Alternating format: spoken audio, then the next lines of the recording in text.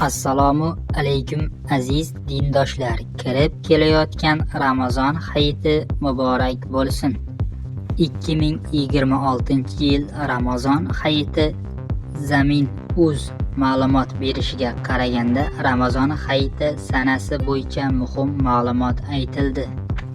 Turkiy Davlatlar Tashkiloti Fatvo Kengashi ma'lumotiga tayanib, Ramazon hayiti 20-mart sanasiga to'g'ri kelishi mumkinligini bildirildi.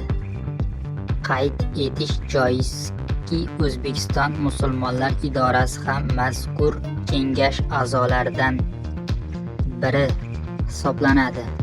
Bu jihatdan qaralganda, agar hayit ayyomi O'zbekistonda ham 20-mart kuniga to'g'ri kelsa, bu yil Ramazon oyi 29 kun yakun topishi ehtimoli bor. Ayni paytda bu xabar ko'pchilikni qiziqish uyg'otmoqda, chunki hayit sanasi 20-martga to'g'ri kelishi nafaqat taqvimiy jihatdan, balki Ramazon oyining bu yil nisbatan qisqaroq davom etishi mumkinligini ham anglatadi. Endi ko'pchilik rasmiy tasdiqni kutmoqda. O'zbekiston musulmonlar idorasi hali fatvo bergani yo'q. Ramazon hayiti qachonligi hali bildirilgani yo'q.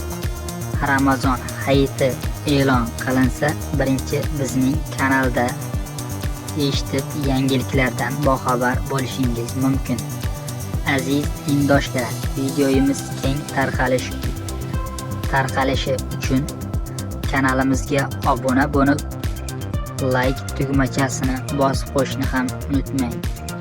Bizdan uzoqlashmang. Xayr, salomat bo'ling.